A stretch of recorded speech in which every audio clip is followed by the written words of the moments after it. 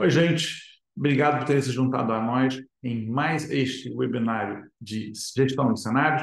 Dessa vez, não somente para falar sobre o mês anterior, dezembro, mas também para dar uma luz sobre o ano inteiro de 2023. Dessa vez, eu estou ao meu lado aqui no escritório da Fiduc com a Magali, que veio gravar presencialmente comigo. Magali, obrigado. Obrigada, Pedro.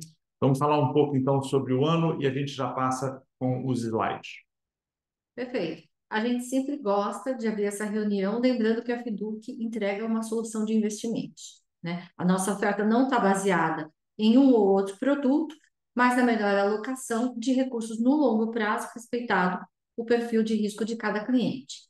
Aqui a gente fala, né, nessa apresentação, a gente fala um pouco sobre produto especificamente, para que as pessoas entendam, né, qual é o comportamento de cada veículo dentro da estratégia de alocação.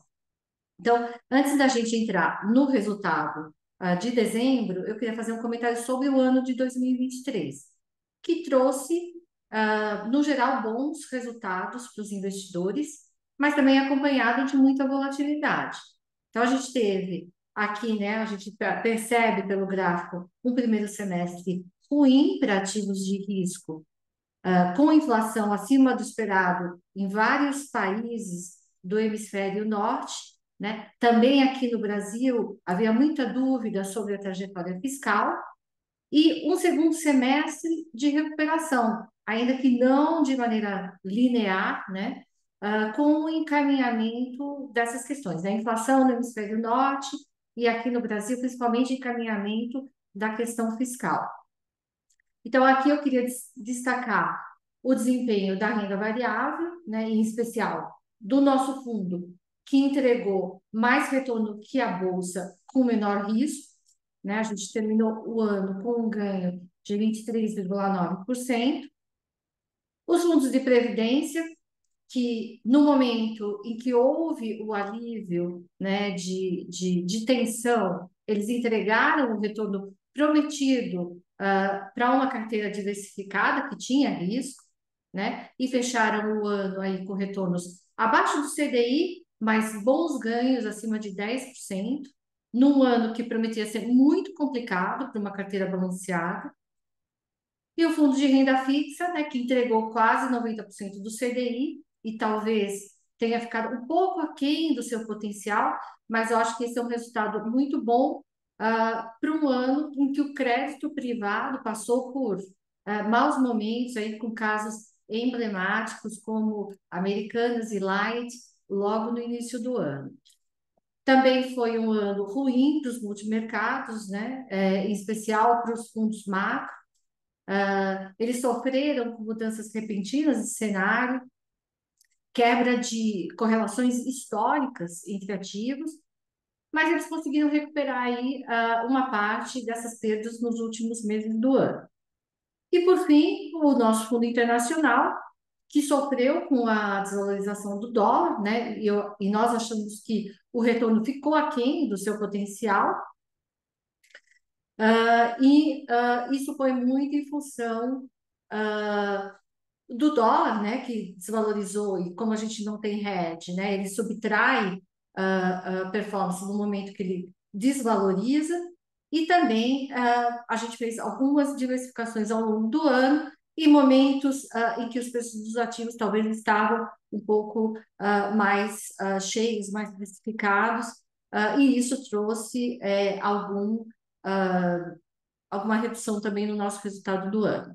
Nesse ponto, acho que é sempre bom colocar aqui o Comitê de Investimento, nossa CIO, a Magali, eu sou um membro do Comitê de Investimento, mas todos os nossos parceiros na cogestão têm o Fundo Internacional como uma prioridade no estudo daquilo que a gente pode fazer para recuperar os resultados ao longo desse ano. E também nesse gráfico que você está apresentando, chama a atenção, eu reforço, o resultado de ações, né? Chama atenção pelo número, quase 24%, 23,9%, 24% no ano, mas pela curva, né?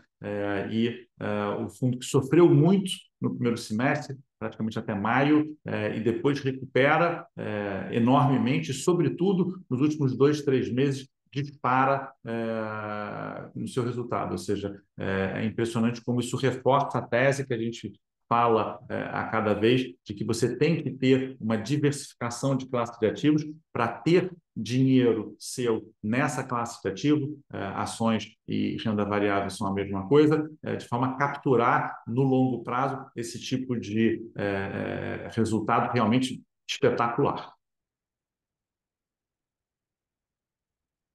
Aqui, Pedro, nós fazemos os perfis de risco, né? A gente vê que eles responderam muito bem ao cenário de maior apetite ao risco ao longo do segundo semestre, recuperando parte da má performance do primeiro semestre e premiando aqueles investidores que tiveram disciplina e paciência, né?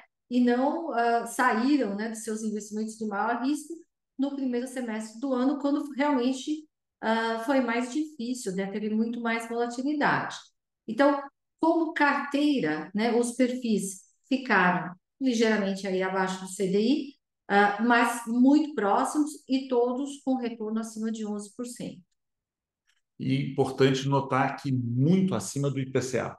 Né? Sim. O IPCA, que é essa linha azul que vocês estão vendo, 4,5%, é a inflação medida ao longo do ano.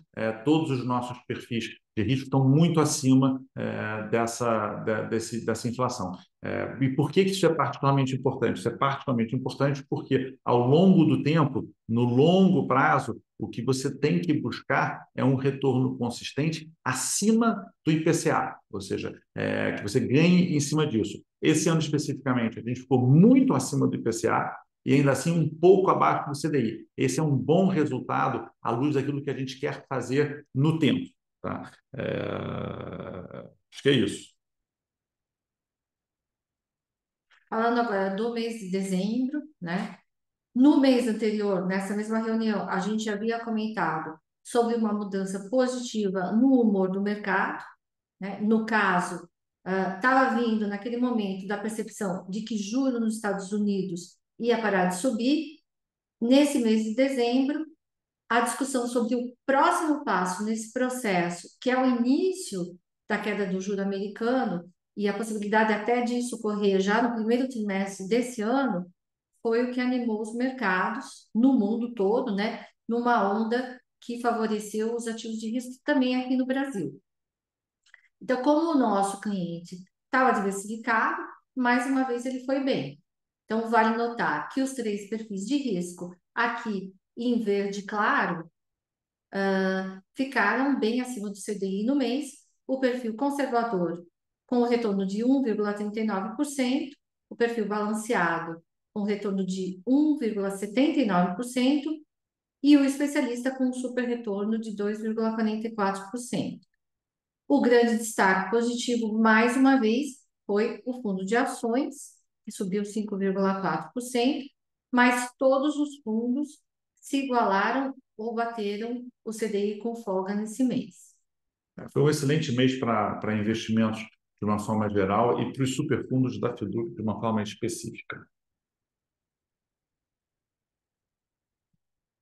Aqui a gente entra agora no fundo renda fixa, né, que rendeu 0,9% em dezembro, praticamente se igualando ao CDI. O slide da esquerda mostra a alocação do fundo renda fixa por estratégia e o da direita a atribuição de cada estratégia. Então, em azul escuro, aqui nesse gráfico, a gente tem o retorno da classe do fundo no mês, né? E em azul claro a atribuição, ou seja, quanto da performance do superfundo é responsabilidade daquela estratégia específica, né? Liquidez, crédito privado CDI e crédito privado inflação. Então a gente vê que o destaque positivo foi o fundo Rio Bravo Crédito e Inflação. Isso porque quando há fechamento da curva de juro futuro no Brasil, a expectativa, né, ficando menor, os papéis que são mais longos, que tipicamente estão na carteira desses fundos, eles se valorizam, né? Então, foi um resultado muito bom aí para o crédito de inflação, né? Os outros seguindo aqui praticamente o CDI no mês. Acho que é importante também falar, Pedro, que nessa classe de crédito privado, o mercado continua a recuperação, né? São 8 meses praticamente de recuperação, aí contração de spreads, né? Quando os spreads se contraem, o preço dos papéis sobe. Muitos emissores, né, muitos papéis já retornaram aos níveis de preço do início do ano, principalmente aqueles com rating mais alto. Então, agora os gestores começam a se concentrar mais nas opções de papéis que ainda não capturaram essa recuperação. Então, principalmente papéis de rating médio, né? E por que eles não faziam isso antes, né? Porque no primeiro momento o gestor procura se concentrar mais em capturar ganhos naqueles papéis que têm menor risco, né? Isso é natural. No segundo momento, quando a queda do juros já está em curso e isso já tem um impacto, começa a ter um impacto positivo sobre as empresas, né, os gestores também ficam mais confortáveis, né, em ir para outras categorias de risco um pouco menor, né, e capturar com cautela esse prêmio de risco nos segmentos um pouco mais arriscados. E aí, obviamente, que entra a gestão profissional ativa para fazer isso de maneira que não comprometa a segurança do fundo. Perfeito. Especificamente nesse superfundo de renda fixa, a queda da taxa Selic, ela foi uma taxa Selic média de 13%, chegou a 13,75% no ano passado, para alguma coisa mais perto de 10% ou até mesmo 9% ao longo de 2024, coloca o gestor especialista na frente de uma oportunidade. Qual é essa oportunidade? A oportunidade é o prêmio de risco. O prêmio de risco é aquilo que você ganha dentro de uma estratégia para comprar aquele risco, ou seja, no caso de crédito privado, é aquilo que o gestor especialista cobra como um prêmio para emprestar o dinheiro. É melhor você ter esse prêmio, que é da ordem de 1,5%, sobre 10 ou sobre 13. Bom, sobre 10, o mesmo 1,5 é muito maior, ou seja, a rentabilidade relativa melhora nessa estratégia ao longo de 2024. Então, a gente tem gestores especialistas que estão muito otimistas com a possibilidade de melhorar o ganho relativo dentro dessa estratégia de crédito privado ao longo do ano de 2024. Importante também mencionar, ainda falando de gestão ativa, que o Comitê de Investimentos concluiu um processo de diversificação de gestores que estava programada para esse ano. Isso é importante, principalmente num ano que você tem casos emblemáticos como Americanas, Light e tantos outros aí, casos de empresas com problemas financeiros, né? A gente se debruçar, né, sobre a carteira, reavaliar o nível de concentração para diluir risco individual, né, dos emissores, mas também do ponto de vista dos gestores. E agora, no curto prazo, uma outra novidade da gestão ativa, especificamente do comitê de investimento, é reduzir taticamente a nossa exposição ao fundo crédito inflação, que foi um fundo que subiu muito. E a gente acha que deveria realizar um pouco de lucro nessa estratégia, nada muito relevante, mas mais alguma coisa para evitar um pouco mais de volatilidade que pode acontecer nesse início de ano. Perfeito. E muito ligado àquilo que todos vocês deveriam fazer, que é considerem sempre entrar em uma classe de ativos quando ela cai, não quando ela sobe. Outro dia eu vi um podcast interessante de um excelente gestor de renda variável falando que você deveria considerar ações como uma loja. Quando os preços caem, você compra, e não o contrário. E as pessoas não veem dessa forma, né? Indo agora para o fundo multimercado, né, e teve um retorno de 1,68% no mês.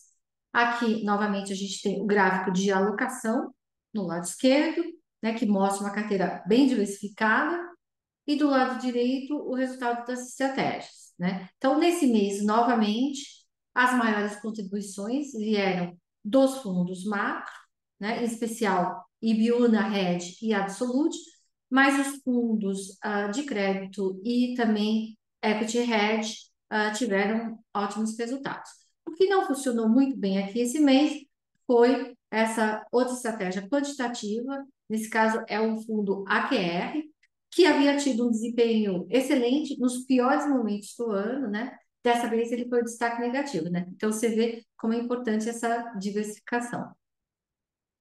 Como o maior gatilho para melhoria do humor, né, nos mercados lá fora, principalmente, né, e aqui também, como uma derivada, aconteceu, né, os gestores ganharam dinheiro principalmente nas posições que apostavam em queda de juros lá fora e aqui no Brasil e em países de mercados emergentes.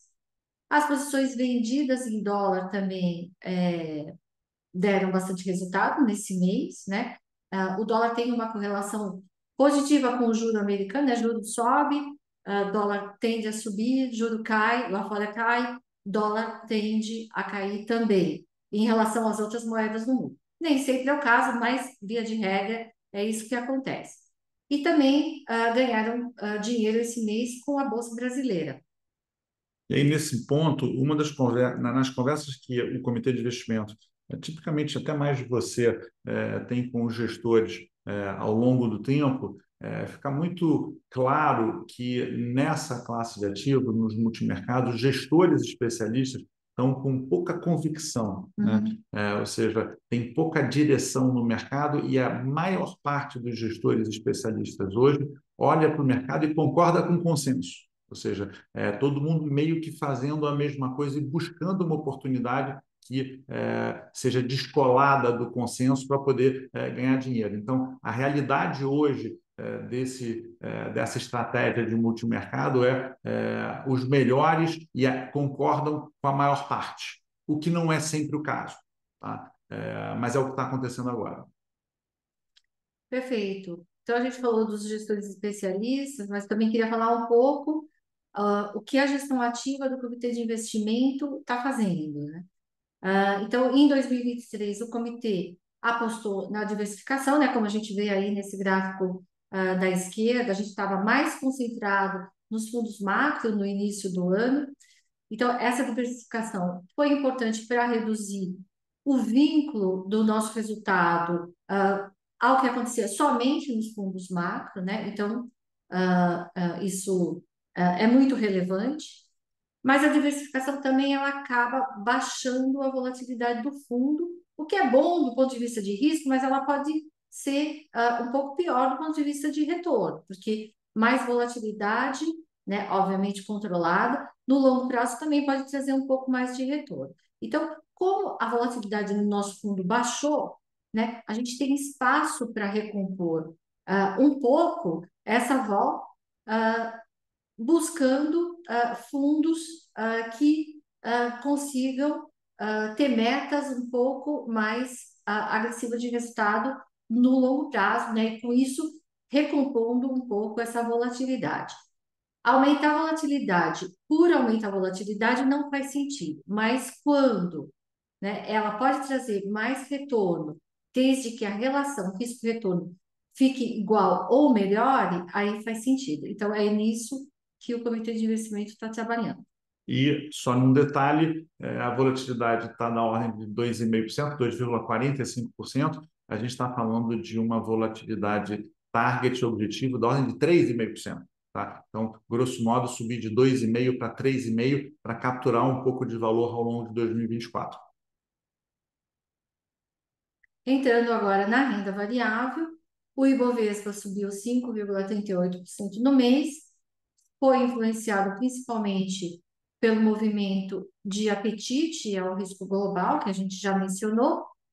O Brasil foi afetado positivamente por esse cenário, né, com um ambiente mais favorável a risco, impulsionando principalmente os setores ligados mais à economia doméstica, porque você também teve esse efeito do cenário externo sobre a curva de juro brasileira. Então, se espera menos juro aqui e, portanto, as empresas que estão mais ligadas ao ciclo doméstico e que vão se beneficiar com esse cenário de juro menor, também respondeu melhor a esse ambiente. Então, setores ligados ao consumo, construção civil, educação, saúde, foram os que mais subiram nesse mês. No cenário local, a gente teve a aprovação da reforma tributária em dezembro, né? Isso também ajudou a impulsionar a Bolsa Brasileira. E eu acho que um outro catalisador decisivo foi a entrada de fluxo estrangeiro na Bolsa, né? Foram 17 bilhões em dezembro. No ano, como um todo, foram 43 bilhões. Então, muito dinheiro. Obviamente, isso acaba fazendo preço, puxando as ações para cima. Esse foi o segundo melhor aporte anual da série histórica. Então, realmente, os investidores estrangeiros apostando aqui na Bolsa Brasileira. Quando a gente olha para esse resultado do fundo de ações, ele reforça um pouco o que a gente já falou, mas eu acho que é tão importante que vale, praticamente 5% no mês de dezembro, 4,79%, e que se soma a um mês de novembro, um mês antes, de 12%, praticamente. Então, não somente esse fundo deu quase 24% no ano, como ainda por cima, isso está praticamente todo concentrado nos 2 últimos meses do ano, sendo que os 5 primeiros foram muito ruins. Imagina o cliente que olha para essa estratégia, ações, renda variável, e fala: eu vou acertar a hora que eu tenho que entrar, eu vou acertar a hora que eu tenho que sair. Não tem como, é impossível. No longo prazo, o fundo de ações, através da volatilidade, vai conseguir comprar mais barato e vender mais caro. Tá? Mas ele faz isso por você através da gestão ativa. A tática certa dentro do fundo de ações é compra e fica. E você terá capturado ao longo do ano esse resultado enorme pelo simples fato de estar sentado nessa classe de ativo. Todo mundo deveria ter um pouco de dinheiro no fundo de ações sem resgatar e deixar que os gestores especialistas façam as movimentações táticas dentro dela. Repito, a gigantesca maior parte do resultado veio nos 2 últimos meses do ano. E tem bons prognósticos para 2024. Perfeito, Pedro. Indo agora para o fundo internacional, um pouco mais desse cenário que a gente viu para os outros fundos, né? O ano de 2023 termina com essa forte performance. Isso começou mais, como você falou, no mês de novembro, né? Foi muito concentrado aí nos últimos 2 meses do ano. Os ativos em diversas classes rapidamente precificaram que a economia dos Estados Unidos vai desacelerar sem entrar em recessão e com inflação convergindo para a meta. Isso é o chamado soft landing, aquilo que as pessoas chamam de pouso suave na economia. Quer dizer, você não entra em recessão para ter que poder conseguir levar a inflação para a meta lá fora. É isso que está sendo a visão de consenso nesse momento. Nesse contexto, né, o S&P terminou praticamente no maior nível do ano e da máxima histórica. Ele subiu 4,4% em dezembro. A taxa de 10 anos do Tesouro Americano caiu 40 pontos bases em dezembro e ela praticamente ficou no mesmo nível que ela começou o ano. Então, teve aquela estilingada e depois ela voltou praticamente para o mesmo nível do começo do ano. Esse ambiente impulsionou os resultados do nosso fundo internacional em dezembro, ele subiu 1,55%. O destaque positivo, como vocês podem ver aqui no gráfico da direita, foi esse fundo da Templeton, que continuou recuperando as perdas de outubro relativas àquele tema da transição energética. A gente havia comentado sobre isso nas reuniões anteriores. E dentro do fundo alocação, houve captura de ganhos em posições de renda fixa e de ações global. Como o nosso fundo não tem hedge de moeda, ou seja, nós efetivamente temos exposição ao dólar e não somente exposição à variação do ativo, a desvalorização do dólar no mês, que foi de 1,91%, subtraiu um pouco do nosso resultado. Na alocação aqui do lado esquerdo, não tivemos grandes ajustes, renda fixa continua sendo 25%, o maior peso segue sendo ações de diversos setores, uma carteira bem diversificada e uma exposição um pouco menor de 8% em ouro. Perfeito. A gente já tinha falado anteriormente que ele é um foco importante do nosso comitê de investimentos na busca de como melhorar a performance desse superfundo especificamente. Indo agora para o Fundo Previdência Conservador, né, o fundo subiu 1,63% no mês. A melhora do cenário a partir de novembro foi muito boa para os ativos que esse fundo carrega, né? O fundo funciona como uma carteira, então, às vezes algumas estratégias sobem, outras caem. Nesses últimos meses está tendo uma grande correlação aí em termos das estratégias, né? Tudo, vamos dizer, subiu junto, mas a gente sabe que não é sempre assim que a coisa acontece, né? Normalmente a gente vai ter um resultado positivo na renda fixa, tá? E a renda variável, os fundos de inflação e os multimercados, eles tendem a variar um pouco mais.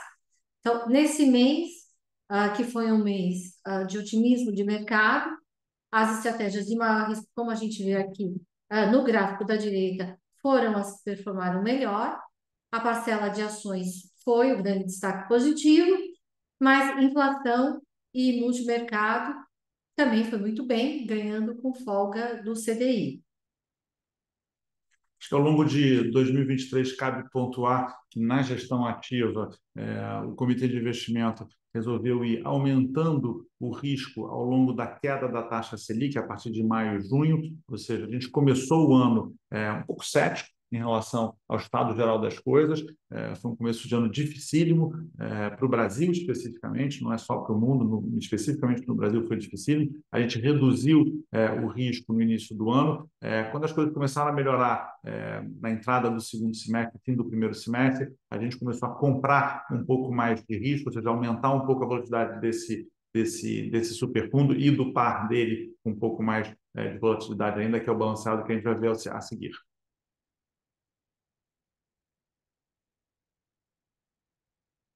Exatamente. Então, aqui no balanceado, que, como você falou, carrega um pouco mais de risco em relação ao conservador, não só no tamanho das estratégias, mas também na composição de cada estratégia, isso é importante falar. Ele rendeu um pouco mais em dezembro, né, 2,13%, mais do que o dobro do CDI.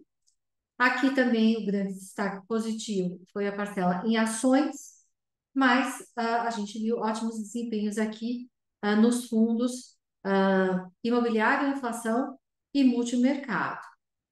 As estratégias performando dentro do que se espera, dado o cenário, é o melhor resultado que a gente pode pedir. E eu acho que aqui, nos fundos de previdência, as carteiras funcionaram como um reloginho.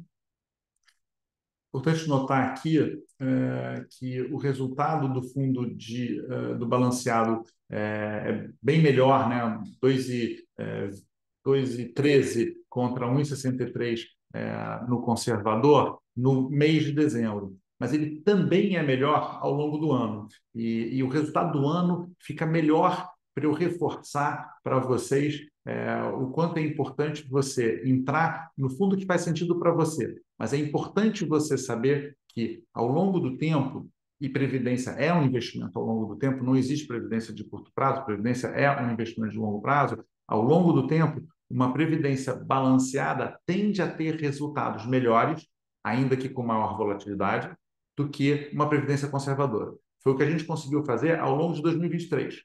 O resultado do ano da previdência balanceada é melhor do que o resultado do ano da previdência conservadora. E especificamente nos meses de novembro e dezembro, onde o mercado de ações dispara, nem se fala, mas mesmo pegando o ano, a gente está na direção certa de entregar um resultado melhor na balanceada do que na conservadora, o que não quer dizer que você deveria investir na balanceada, só quer dizer que você deveria saber que você, se está na conservadora, está abrindo mão de rentabilidade para poder conviver com uma volatilidade menor, perdão, alinhada ao teu perfil de risco. Tá? Não tem certo ou errado. Mas até tem. Você pode dizer que o certo é você se encaixar no seu perfil e ficar aplicado ao longo das grandes volatilidades do ano, certo? Certo.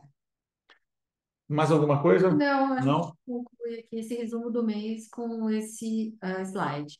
E aí tem um óbvio que é agradecer a cada um de vocês, que é nosso cliente, que atravessou esse ano de 2023. Bom que a gente conseguiu apresentar bons resultados para vocês, sobretudo capturando esse final do ano e entregando esses resultados para vocês. Obrigado pela sua lealdade, obrigado por ter ficado investido ao longo do tempo. E não quero deixar de agradecer a você, que é nosso planejador FIDUC, que, na verdade, estava na frente do seu cliente, tranquilizando o cliente ao longo do primeiro semestre. Foi tão importante para a gente poder justamente capturar na gestão essa resiliência do nosso investidor FIDUC. Então, a todos vocês, a gente está animado aqui começando o ano de 2024, tem um monte de coisa para a gente fazer. A gente já começa o primeiro do ano de 2024 daqui a um mês, com Magali e eu à frente desse webinário. Gente, muito obrigado pela presença e até a próxima. Obrigada, Pedro. Obrigada a todos.